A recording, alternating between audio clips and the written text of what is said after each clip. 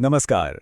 आज हम इतिहास के एक ऐसे सम्राट की कहानी जानेंगे जिसने एक बहुत ही भयानक युद्ध जीतने के बाद हमेशा के लिए हथियार डाल दिए। जी हाँ, एक ऐसा राजा जो चक्रवर्ती सम्राट बनने के बाद धर्म के रास्ते पर चल पड़ा। हम बात कर रहे हैं सम्राट अशोक की। अच्छा, कभी सोचा है कि हमारे नोटों और सिक्कों पर ये जो चार शेर बने होते हैं, ये क्यों होते हैं? रोशन को जब अपने जन्मदिन पर एकदम कड़क कड़क नए नोट मिले ना, तो उसके दिमाग में भी यही सवाल आया।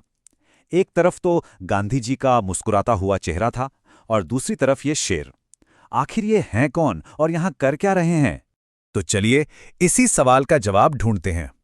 आज के इस विश्लेषण में हम देखने वाले हैं मौर्य साम्राज्य की विशालता, फिर जानेंगे कि इतने बड़े साम्राज्य पर शासन कैसे होता था। उसके बाद मिलेंगे अनोखे शासक अशोक से और उस कलिंग युद्ध के बारे में बात करेंगे जिसने सब कुछ बदल दिया। फिर समझेंगे कि अशोक का धम्म आखिर था क्या और अंत में देखेंगे कि ये धम्म कैसे फैला और उसकी विरासत आज भी कैसे जिंदा है। तो चलिए कहानी की शुरुआत करते हैं पहले हिस्से से।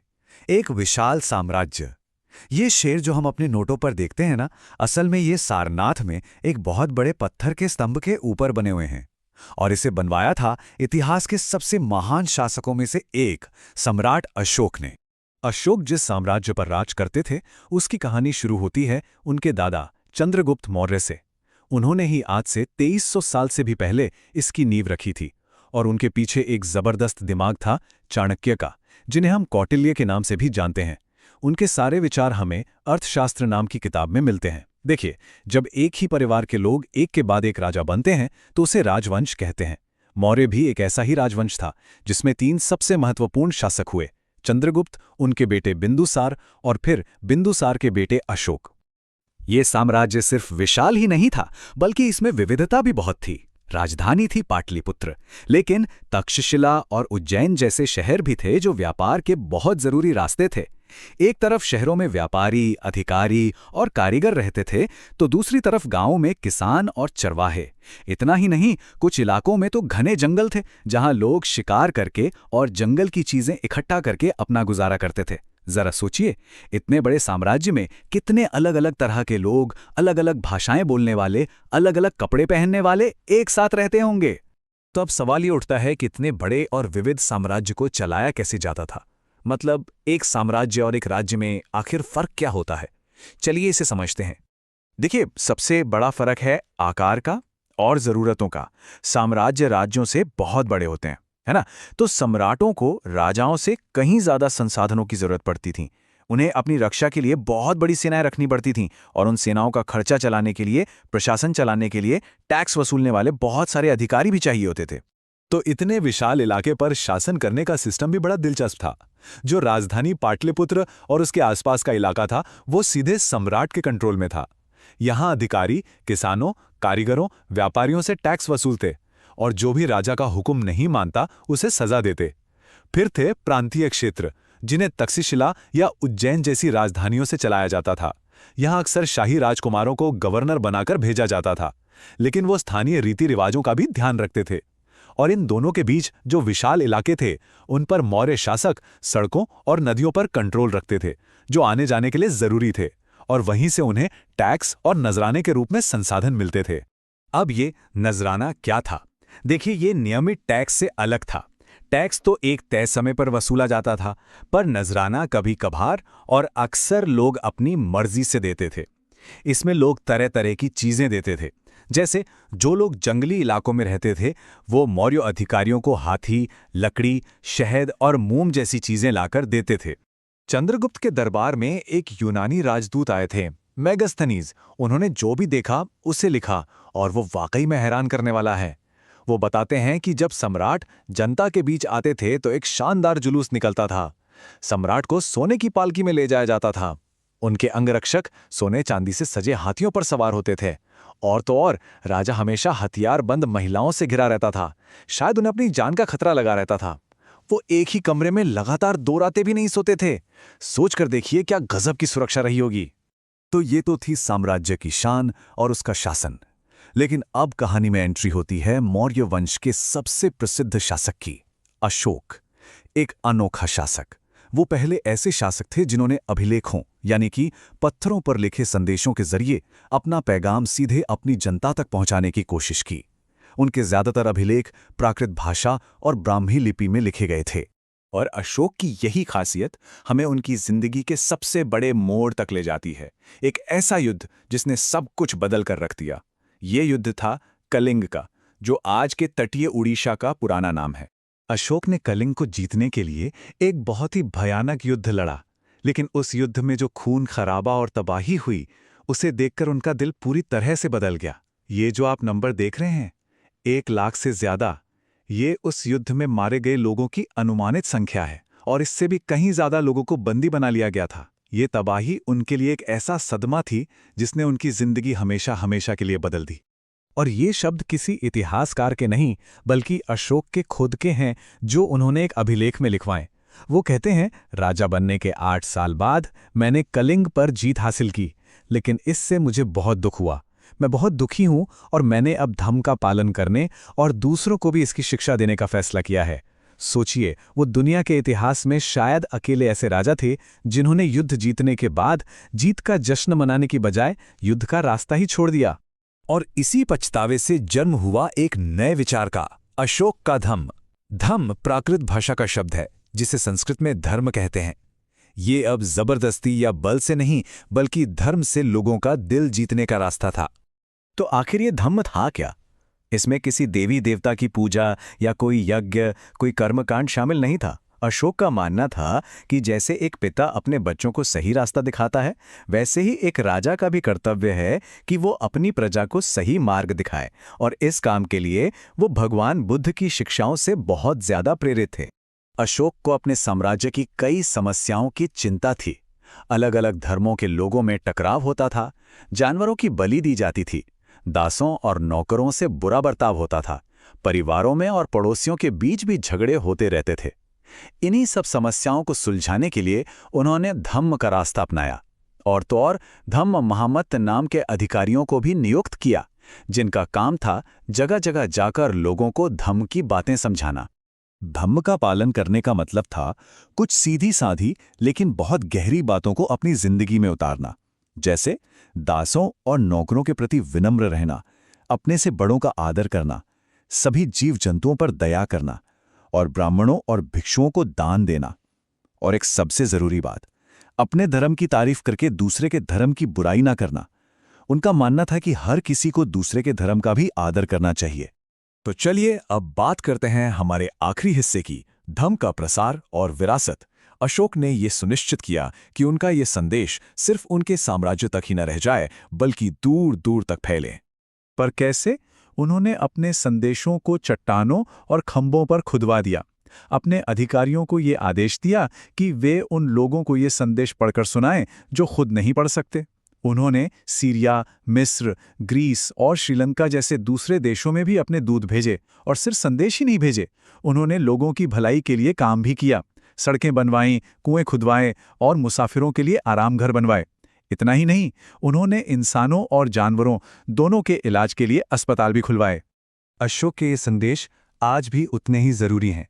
भारत के पहले प्रधानमंत्री पंडित जवाहरलाल नेहरू ने लिखा था, उनके धर्म देश आज भी हमसे एक ऐसी भाषा में बात करते हैं जिसे हम समझ सकते हैं और जिनसे हम बहुत कुछ सीख सकते हैं। उनकी एक और बहुत महत्वपूर्ण विरासत है ब्राह्मी लिपि। अशोक के ज्यादातर लेख इसी लिपि में हैं। आज की ज्यादातर भारतीय लिपियां जैसे कि देवनागरी, बंगाली, मलयालम और तमिल सैकड़ों सालों में इसी ब्राह्मी लिपि से ही निकली हैं।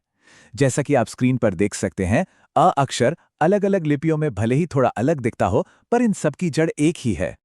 तो अंत में एक सवाल सबके लिए, अशोक के इतने सारे संदेशों में से ऐसा कौन सा संदेश है जो आज की दुनिया के लिए सबसे ज्यादा जरूरी लगता है? उनकी कौन सी ऐसी सीख है जो आज भी हमारे समाज को एक नई दिशा दे सकती है? इस पर जरूर सोचिएगा। इतिहास में सम्राटों को अक्सर उनकी जीतों के लिए, उनके बड़े बड़े साम्राज्यों के लिए याद किया जाता है। लेकिन क्या हो अगर इतिहास का एक बहुत ही शक्तिशाली सम्राट अपनी सबसे बड़ी जीत के बाद लड़ाई से ही मुंह मोड़ ले? तो आज हम बात करने वाले हैं अशोक की, एक ऐसे शासक की जिसका सबसे बड़ा बदलाव जीत में नहीं बल्कि उस जीत के बाद हुए अफसोस में छिपा था। चलिए इस अनोखी कहानी को समझते हैं। और यही सवाल है जो अशोक की पूरी कहानी का कह सकते हैं केंद्र है। भला कोई एक विजेता होकर जंग से नफरत कैसे कर सकता है?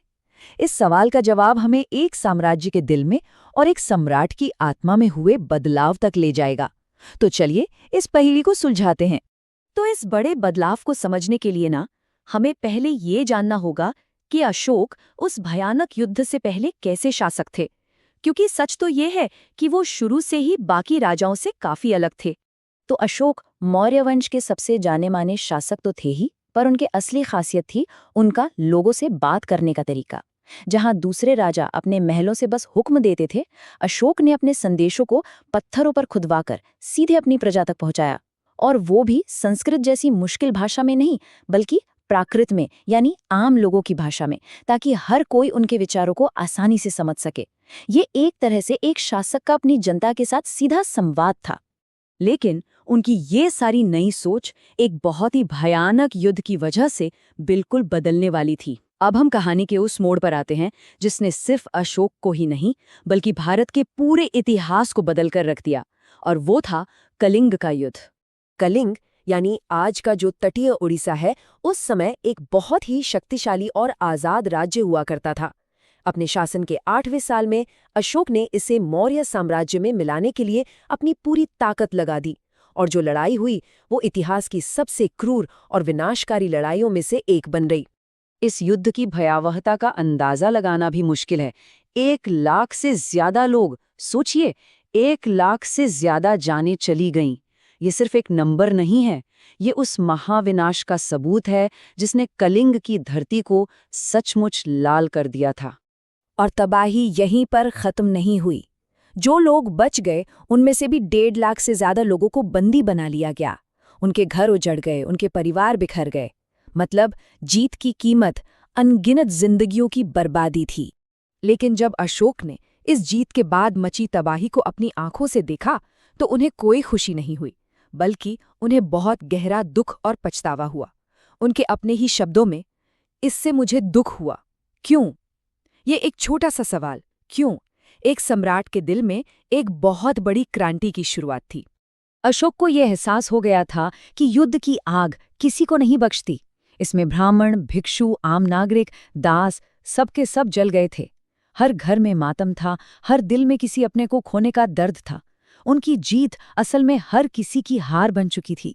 और इसी गहरे पछतावे से एक बिल्कुल नया विचार पैदा हुआ। अशोक ने तय किया कि असली जीत लोगों को ताकत से हराने में नहीं है, बल्कि उनके दिलों को धर्म और नेकी से जीतने में है। उन्होंने तलवार छोड़कर धम्म का रास्ता अपना लिया। और पता है, यही वो बात है जो अशोक को इतिहास में सबसे अलग बनाती है। इतिहास में बहुत से राजाओं ने युद्ध हारे हैं और हारकर समझौते किए हैं, लेकिन अशोक दुनिया के अकेले ऐसे राजा थे जिन्होंने एक बहुत बड़ा युद्ध जीतने के बाद खुद ही जीत को ठुकरा दिया। तो सवाल ये उठता है कि आखिर ये धम्म था क्या, जिसके लिए एक सम्राट ने अपनी तलवार तक छोड़ दी? ये अशोक के बदले हुए नजरिए का नतीजा था। एक नया दर्शन, एक नई सोच, जिसे वो दुनिया के कोने कोने तक पहुंचाना चाहते थे। देखिए, धम्म जो शब्द है ना, वो दरअसल संस्कृत के धर्म शब्द का ही एक आम बोलचाल वाला रूप है। अशोक के लिए ये सिर्फ एक शब्द नहीं था, ये एक नैतिक गाइडबुक की तरह था, जिसके जरिए वो अपने समाज की बुराइयों को दूर करना चाहते थे। हाँ, एक बात समझना बहुत जरूरी है। अशोक का धम्म कोई नया धर्म नहीं था।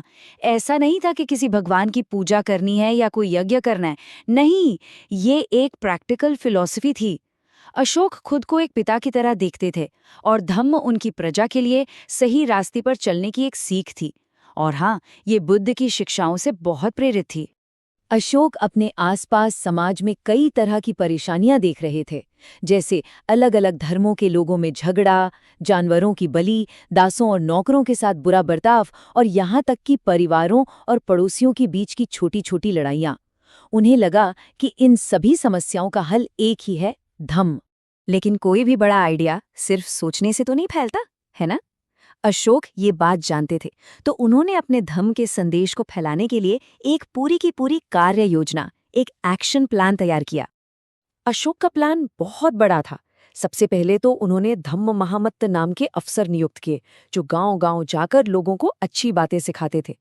फिर उन्होंने अपने संदेशों को पत्थरों और खंभों पर खुदवा दिया, ताकि वो हमेशा के लिए बने रहें। इतना ही नहीं, उन्होंने अपने दूत सीरिया, मिस्र, ग्रीस और श्रीलंका जैसे दूर-दूर के देशों में भी भेजे। और ये सिर्फ बातें नहीं थी, उन्होंने अपनी प्रजा के लिए सड़कें बनवाईं, कुएं खुदवाए और इंसानों और जानवरों दोनों के लिए अस्पताल भी खोले। और उनके संदेशों में से एक संदेश तो ऐसा है जो आज के समय में भी कितना जरूरी लगता है। उन्होंने कहा था कि सिर्फ अपने धर्म की बड़ाई करना और दूसरे के धर्म की बुराई करना दोनों ही गलत हैं। अशोक का मानना था कि दूसरे धर्मों का सम्मान करने से ही इंसान अपने धर्म का मान बढ़ाता है। सोचिए, हजारों साल पहले धार्मिक सहिष्णुता का कितना अद्भुत संदेश था ये। अशोक का कहना था कि फालतू की रीति रिवाजों में पड़ने से अच्छा है कि हम असल जिंदगी में कुछ अच्छे काम करें, जैसे अपने बड़ों की इज्जत करना, सभी जीव जंतुओं पर दया करना और अपने दासों और नौकरों के साथ भी अच्छा व्यवहार करना। उनके लिए ये छोटे छोटे नैतिक काम किसी भी बड़े यज्ञ से ज्यादा कीमती थे। तो आखिर में सवाल ये है कि अशोक ने दुनिया को क्या दिया? उनकी विरासत जीती हुई जमीनें नहीं है, बल्कि एक ऐसा विचार है, एक ऐसी सोच है जो आज भी जिंदा है। यहाँ तक कि भारत के पहले प्रधानमंत्री जवाहरलाल नेहरू ने भी अशोक के बारे में लिखा था कि उनके संदेश आज भी हमसे ऐसी भाषा में बात करते हैं जिसे हम समझ सकते हैं और हम उनसे बहुत कुछ सीख सकते हैं। ये बात दिखाती है कि उनकी करुणा, सहिष्णुता और शांति की बातें कभी पुरानी नहीं होती और आज की दुनिया के लिए भी उतनी ही जरूरी हैं। अशोक की सोच कितनी अलग थी, इसे समझने का एक और बड़ा अच्छा तरीका है। अगर हम उनकी तुलना चीन के सम्राटों से करें तो जहां चीनी सम्राटों ने बाहरी दुश्मनों से बचने के लिए चीन की महान दीवार जैसी विशाल दीवारें खड़ी की, वहीं अशोक ने दीवारों की जगह लोगों के दिलों में धम्म और प्यार का पुल बनाया। ये सॉफ्ट पावर का शायद दुनिया का सबसे पुराना और सबसे बड़ा उदाहरण है। और यहीं पर अशोक की कहानी हमें एक बहुत बड़े सवाल के साथ छोड़ जाती है। एक शासक की असली महानता किसमें है? ताकत से एक बड़ा साम्राज्य बनाने में, या फिर शांति और प्रेम से लोगों का दिल जीतने में? अशोक ने अपना रास्ता चुना और शायद इसी चुनाव ने उन्हें अशोक महान बनाया।